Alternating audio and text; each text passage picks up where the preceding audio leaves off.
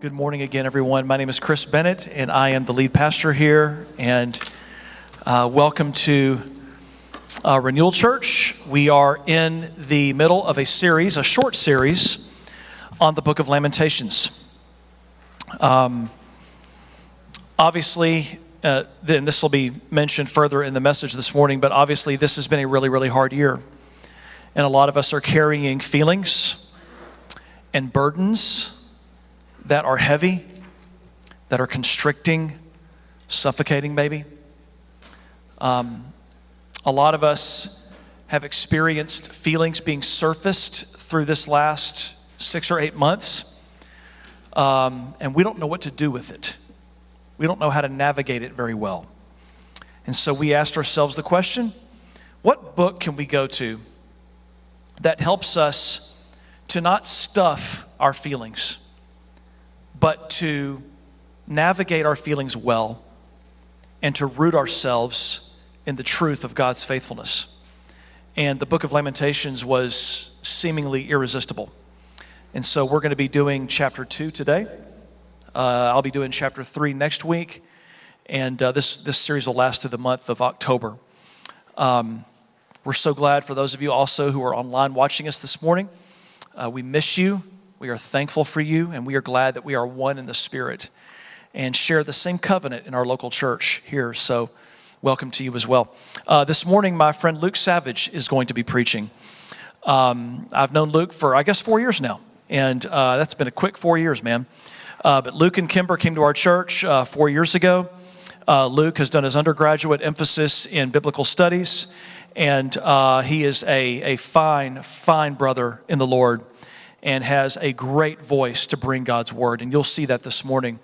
Luke and Kimber are some of the sweetest, most intentional followers of Jesus that I know. And just to give you an example of what I'm talking about is somebody was talking about them behind their backs the other day. I was having coffee with a person, and this person said, let me tell you something about Luke and Kimber Savage. And I said, well, tell me about Luke and Kimber Savage. And he said, we had not had the chance to come to church since you guys reopened. And what they did is they took all their kids and they came to our house and they kept our kids so that we could come to church on a Sunday morning and worship. And I thought, man, that is really, really cool. That's the kind of gossip I like to hear about people. And so, and that's just a small snapshot of how these guys are made. Again, they're very intentional. They live in a neighborhood that is hurting and they love their neighbors well. And I'm just so thankful for the way that they intentionally follow Jesus. And so Luke is going to be taking us through the very, very fun chapter of Lamentations, chapter 2 this morning. So would you guys give Luke a warm welcome? Thank you.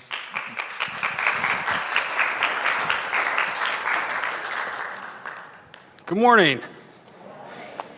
He was being a bit facetious when he said the fun chapter 2 of Lamentations. It's so great to be able to be here.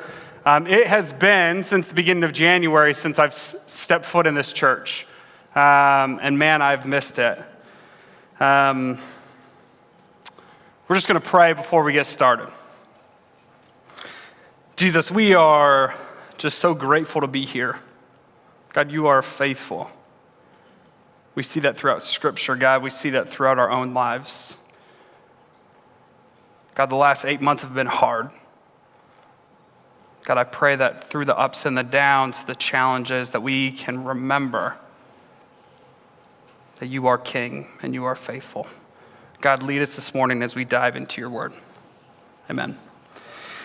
I can't tell you how grateful I am to be here. If we haven't had the chance to connect, some adjectives that might describe me, some roles maybe. I'm a husband, a father, son, a brother, a friend, an educator here in Memphis, an avid reader. Between January and May, I read 50 books. Someone who thinks Memphis barbecue is better than everyone else. And this year I've become obsessed with long distance running, which I think if you knew me a year ago, you would think that was kind of crazy for me to say that. My wife, Kimmer, and I have 4 beautiful children, 6 chickens, and a 10-week-old Labradoodle puppy named Rex. He's pretty cool. He won't stop pooping in the house, but besides that, he's great. Back in March or April, I had a Zoom call with Chris, and this idea about teaching at church first came up. I was thrilled, a bit terrified, but thrilled. Little did I know when I said yes that the first passage he would give me was Lamentations 2, but here we are. Thanks, pal. Today, much of our focus will be around lament. Our focus begins first with vulnerability. Webster's defines vulnerability as this. I found this fascinating. Defines vulnerability as capable of being physically or emotionally wounded. Interesting. And I think in reality, it doesn't sound like very much fun, does it? And this is why maybe so many of us are scared of the idea about being vulnerable about how we feel, what's going on inside of our hearts, inside of our minds. But I would say that it is immensely important for us to be vulnerable in order to be able to grow, to be able to heal. Dr. Brené Brown, a professor, author, and writer, and just like a great human being, said this: vulnerability is not winning or losing.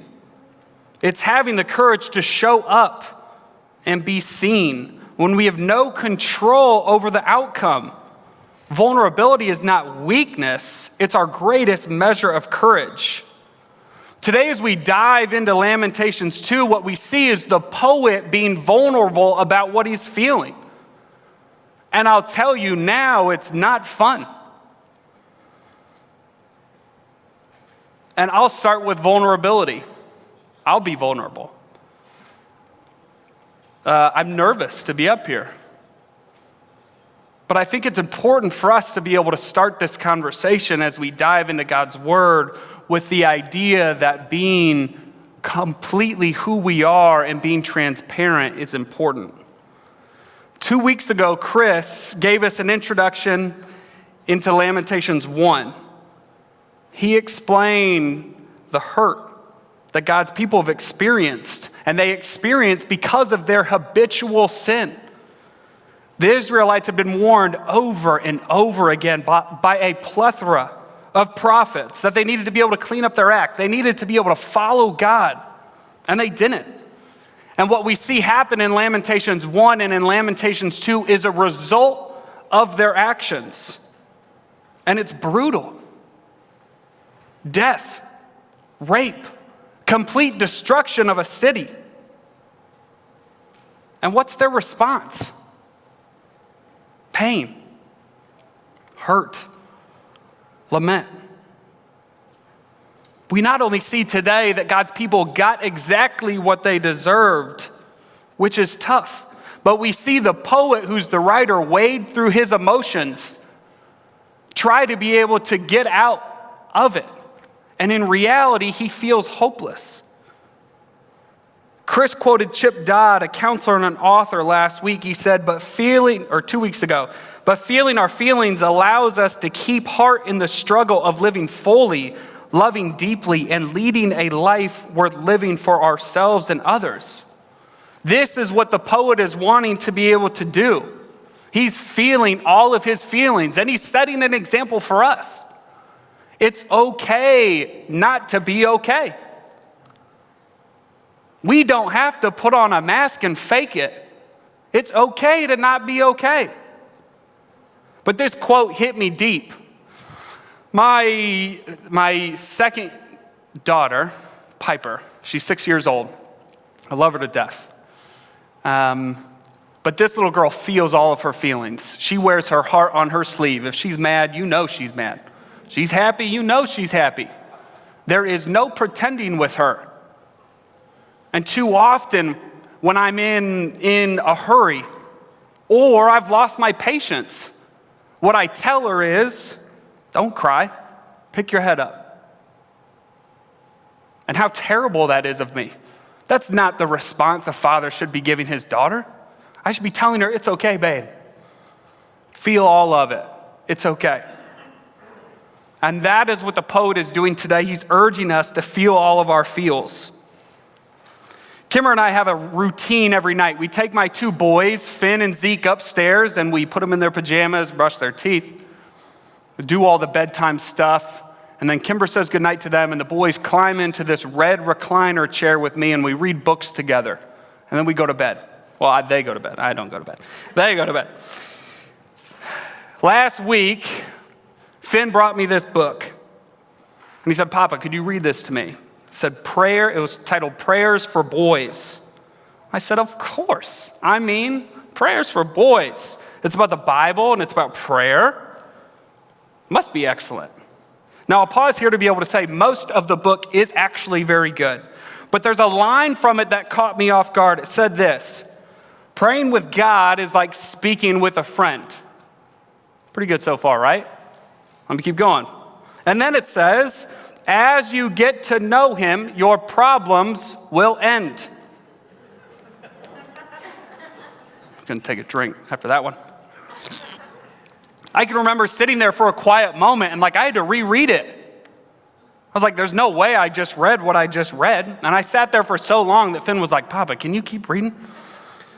I'm going to read it again. As you get to know him, your problems will end. But let's be honest for a minute. Is this actually true? No, it's not. In that case, is this the case in Lamentations? They know God and their problems end? No. But what is beautiful about this portion that we see today is that the poet is not scared to be who he is. He's not scared to be able to share what he shares, what's in his heart and in his mind. And at the end of the chapter, we see Lady Zion speak, and she's not scared either. Chris said 2 weeks ago that too often we try to be able to avoid pain. We want to be able to live in the joy. We want everything to be happy clappy, as Chris put it. And in reality, that's not reality.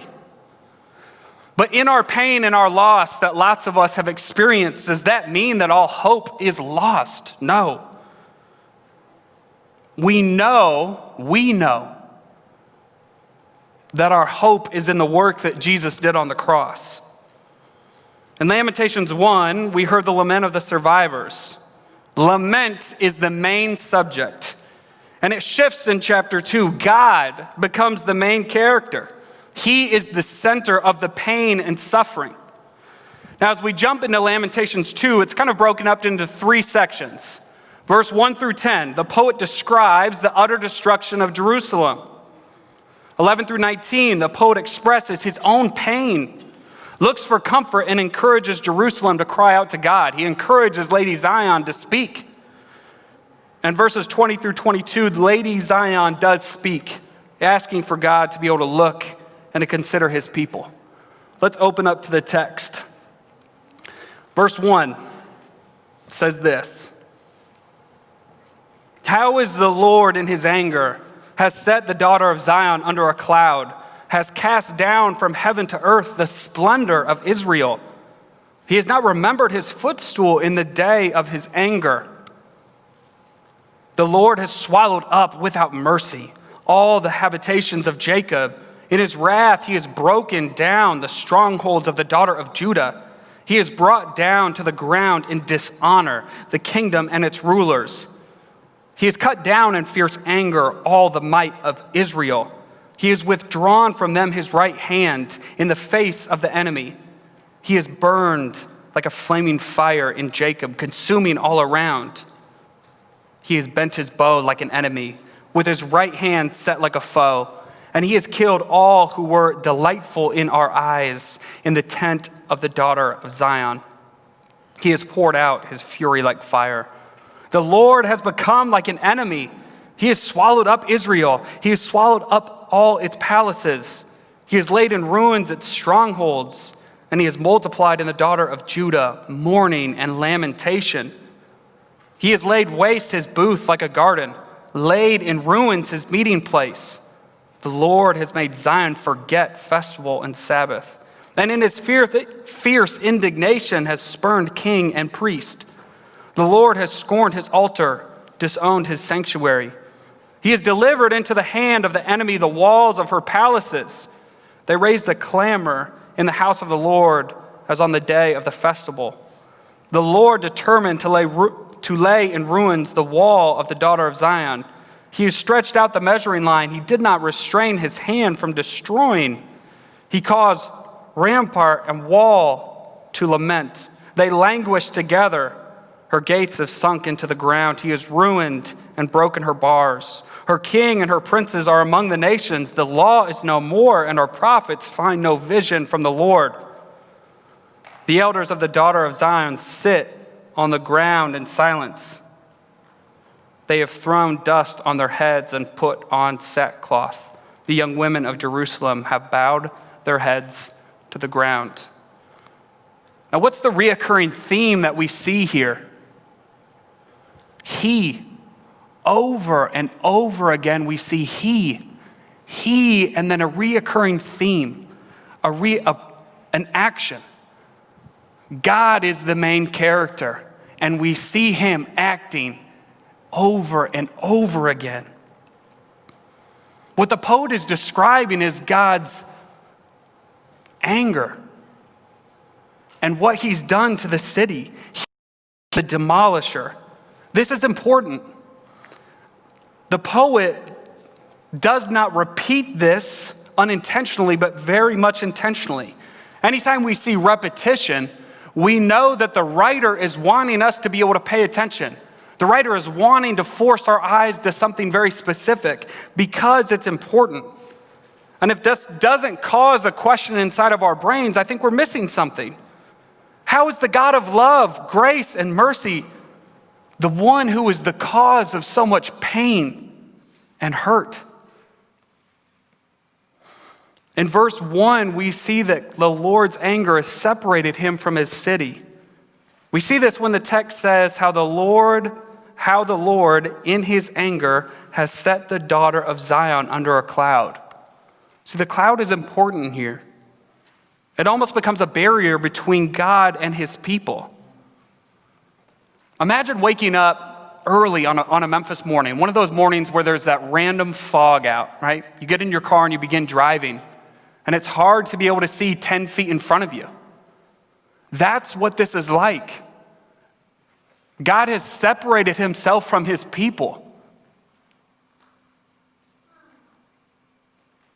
Time and time again, God gave his people chance after chance to be able to get it right, to follow him faithfully, and they didn't.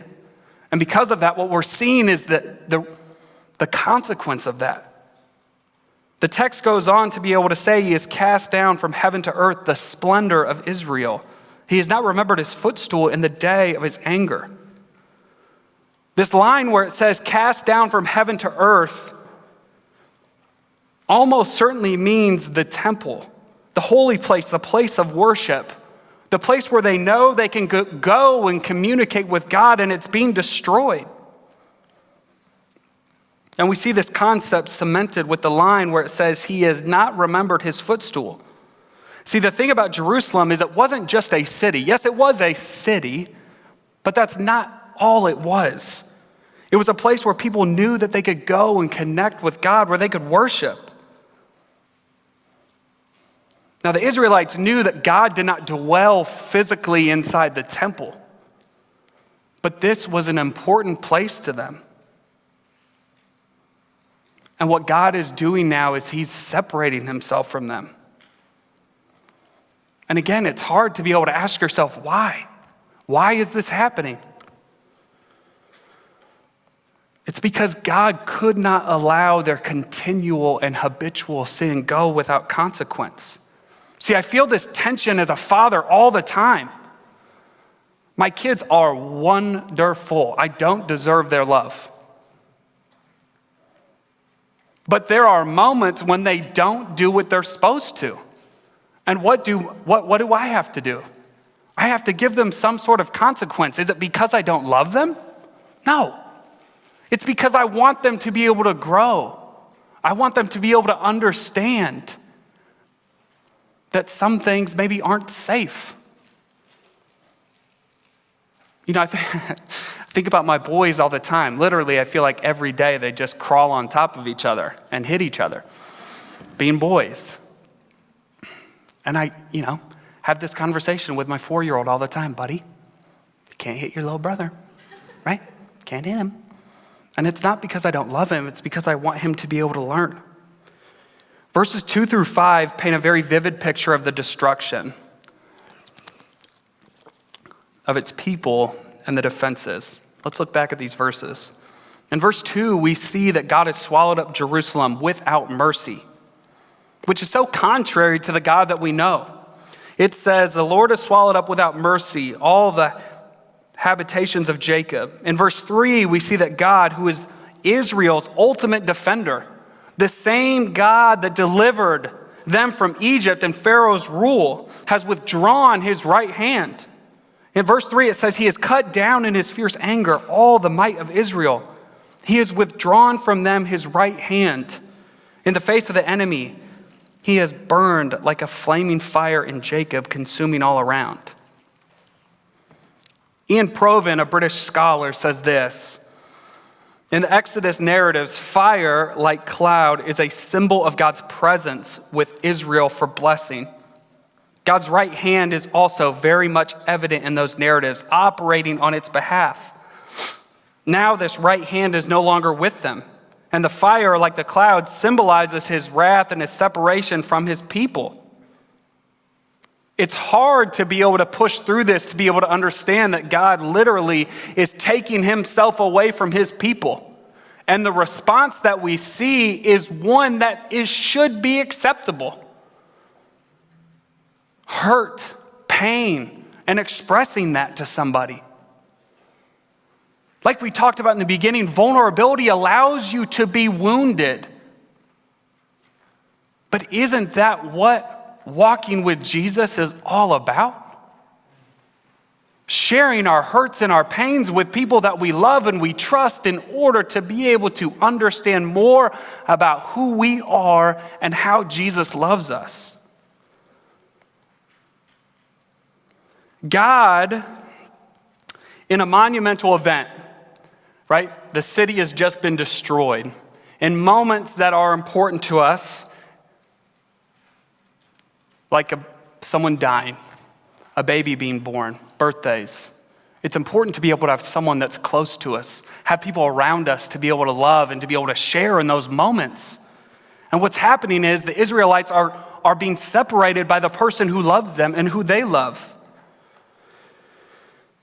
In verses 4 through 5, we see that God is not only separating himself from his people, but he's looking at them like an enemy. Look at verse 4. He has bent his bow like an enemy. And then again in 5, the Lord has become like an enemy. This reality is tough to swallow. But the poet doesn't stop. He continues. In 6 and 7, he talks about the place of worship. He says this: he has laid waste his booth like a garden, laid in ruins his meeting place. When he says meeting place, he's talking about the temple.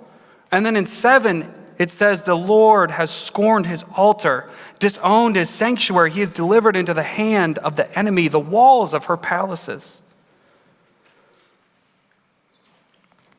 God is not only separating himself by underneath the cloud, or between the cloud. Wrong preposition. Between the cloud. But he's also destroying the place that allows the Israelites to be able to communicate with him. Now in 8 and 10, we see a shift happening. The poet is going from talking about the utter destruction of the actual city and its buildings to talking about the people within the city.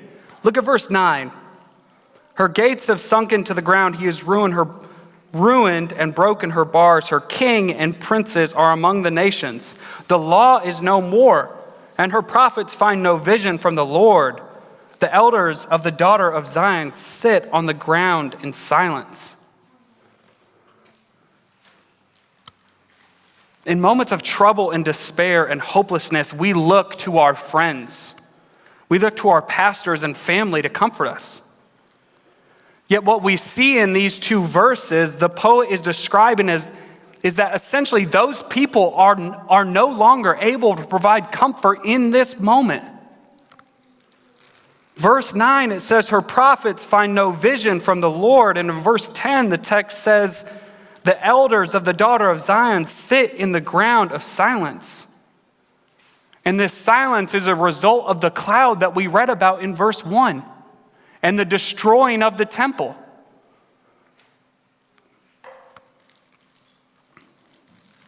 There is no comfort for them in these moments. There is no hope. There is no vision for the future. And that's hard. It's hard to be able to push through a text and not know that there's some sort of hope for the future. But in this moment, the poet feels none.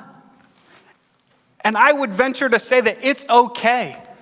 It's okay not to know how to be able to move forward. How often have you been asked, how are you doing today? And you're actually hurting terribly. But you look at the person who's asked you and you say, I'm good. Thanks for asking. Why? Why do we do that? When did we get to a point where we can't be honest about who we are, what's going on inside of our hearts and inside of our brains? Now, I imagine that a majority of the time, and I want to be able to say, if I haven't already, I'm guilty of this too. But I think what's scary about vulnerability and truly sharing where we are is because we open ourselves up. Is it shame? Are we scared? What we see here is the poet is giving us an incredible example of what it means to be able to truly share how he's feeling.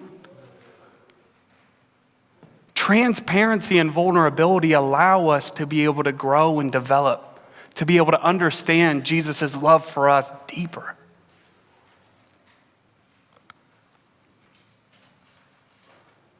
Through this chapter, though there is no talk of hope for the future, what's important to be able to know is that as people come around us that need comfort or we need comfort, they don't always want to be able to be told what to do. They want us to be able to listen. Early on in my marriage, when I assumed that I was a marriage expert, there were moments when my wife and I would be talking, or I could come home from work and I could see that something was wrong. And I would say, "What's wrong, babe? Are you okay?" And she would tell me what's wrong. And my response, I would immediately tell her how to feel and how to fix it. Any other husbands out there do that before? And is that what she needed in that moment? No. She didn't need me to be able to tell her how to fix it. She didn't need me to be able to tell her how to feel. She needed me to be able to listen.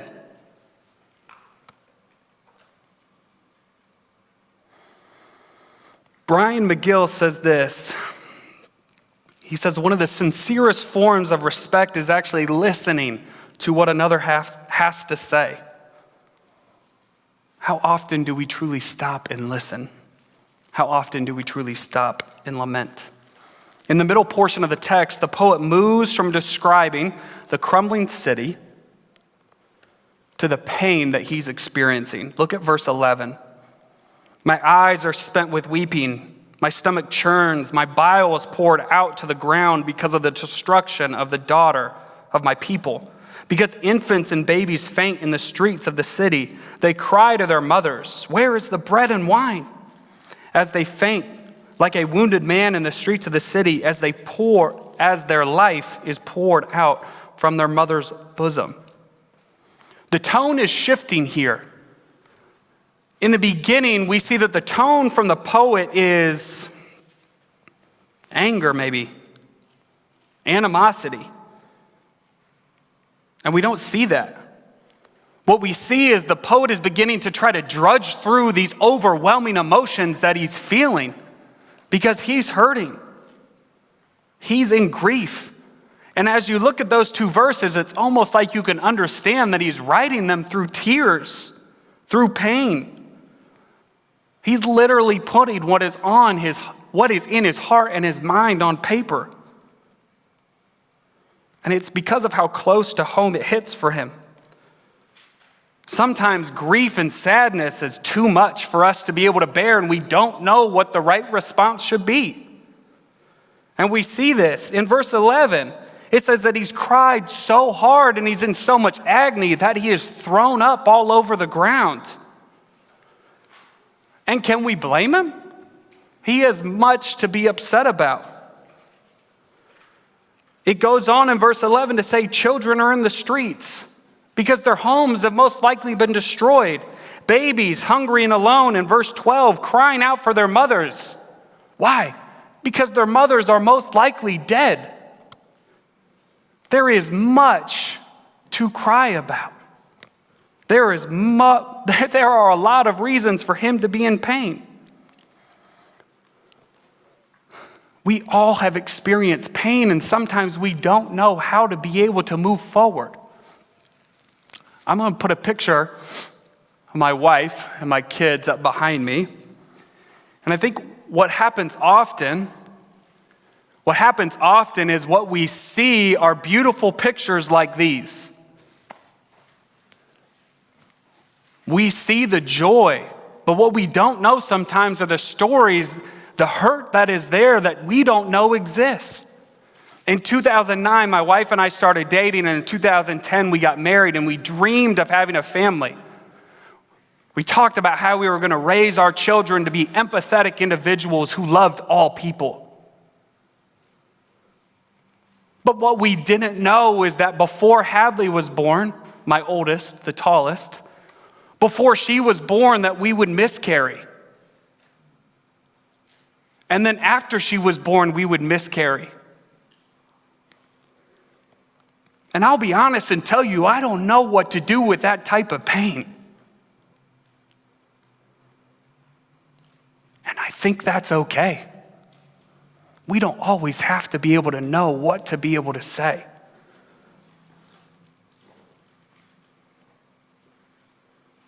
You know, I ended up seeing a therapist in that season. And just like Chris had said, he said something very similar. Luke, it's okay to feel all of your feels. It's okay not to be okay right now. And what I would encourage us to be able to do is we think back through these last 8 months that have been hard. A global pandemic, racial tension, unrest, a political campaign where folks can't seem to figure out how to love Jesus and to be able to love others who they may disagree with. It's overwhelming and it's hard. But I would say it's okay to feel what you feel. Jesus is our hope. In verses 13 through 19, the poet creates another twist for the reader. He turns his attention to Lady Zion, and what he's wanting her to be able to do is he's wanting her to be able to speak. And the beautiful thing is she wants to be seen. Chris went over chapter 1 2 weeks ago. And in verse 1:16, it says this, "For these things weep, my eyes flow with tears, for a comforter is far from me to revive my spirit." She wants to be able to speak. The poet is encouraging her. He's saying, I see you. It's okay to feel what you're feeling. Look at verse 13, chapter 2:13. He says this, "What can I say to you? What can I say for you? To what compare you, O daughter of Jerusalem? What can I liken to you that I may comfort you, O virgin daughter of Zion? For your ruin is vast as the sea. Who can heal you?" Look at verse 16.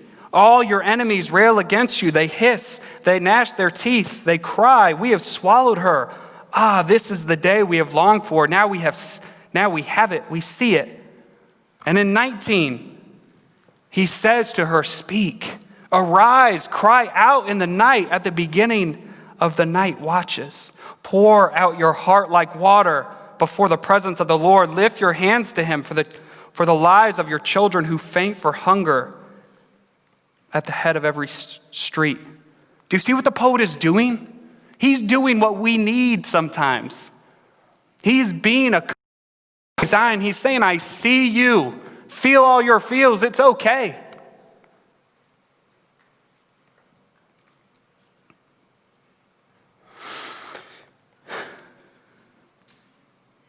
And the beautiful part is that Lady Zion speaks. As he begs her to speak, she does. And she's been wanting to. She not only wants to, but in these times, she's done some serious self-reflection. She knows she is the cause for the destruction.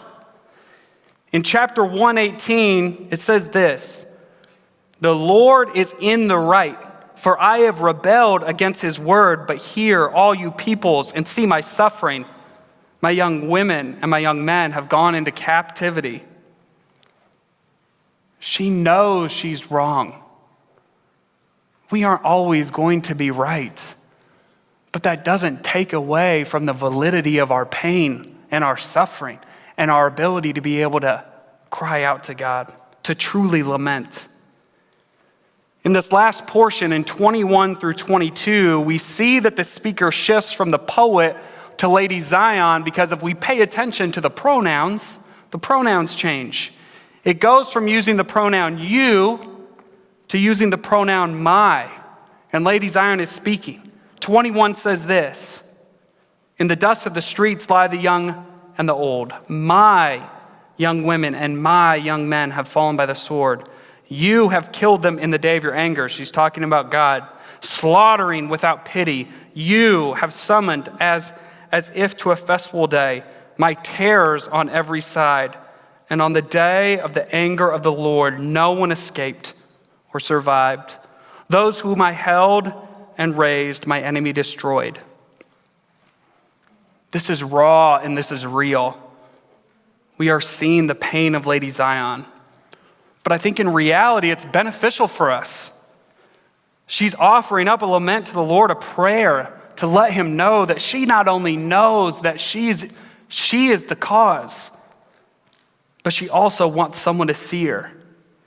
Kathleen O'Connor, the author of Lamentations and the Tears of the World, says this, laments are prayers of the discontented, the disturbed, and the distraught.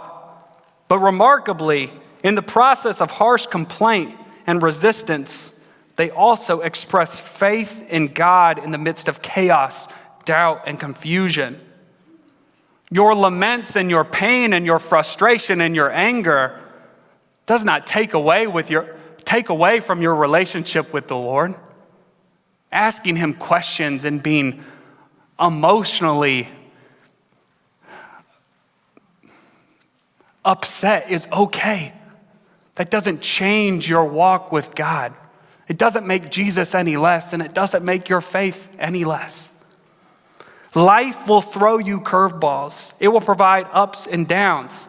But does that mean that God is any less faithful? No. As we begin to follow Jesus, does that mean our lives will be pain-free? No. Our role as individuals who follow after Yahweh is to recognize his incredible faithfulness through those ups and those downs. Our hope, my friends, lies in the work that Jesus did on the cross. Soon Chan Ra, I had to say that slowly, is a pastor and an associate professor at North Park Seminary in Chicago. And as I was reading this book, it's called Prophetic Lament, A Call for Justice in Troubled Times. He has this quote that was just so perfect. It says this, the church has the power to bring healing in a racially fragmented society. That power is not found on an emphasis That power is not found in an emphasis on strength, but in suffering and weakness. The Lord's table provides us the opportunity for the church to operate at the intersection of celebration and suffering. At the intersection of celebration and suffering. In remembering Jesus' suffering on our behalf, we discover our mutual and common dependence on the body of Christ broken for us. It is not merely the symbolic act of the Lord's table that unites us, but the commitment to that broken body. The necessary condition for the celebration of the Lord's supper, therefore, is lament. Friends, we serve an incredibly faithful God, one who is not absent in the midst of our hurt and our pain and our mistakes. He's there with it all. He's there through it all and continues to be able to pursue a relationship with us. I would encourage you to be intentional with asking people how they are doing and then listening for the answer. I would encourage you to be vulnerable in sharing what's truly going on in your mind and in your heart. Truly share the hurt and the pain that you are experiencing so someone like the poet can encourage you to be able to speak to God.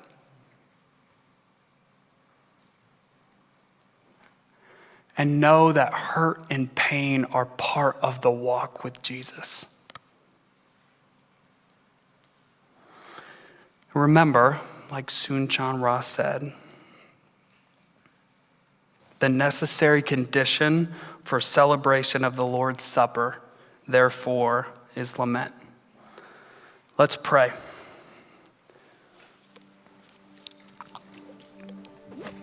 God, you are so good, and we are so broken. May we continue to be able to seek you in our moments, in our seasons of pain and suffering.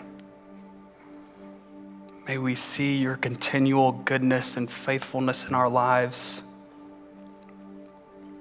Lord, allow us to be able to know that it's okay to be able to feel our feels. It's okay to be able to share our hurts and our pains. We love you. Amen.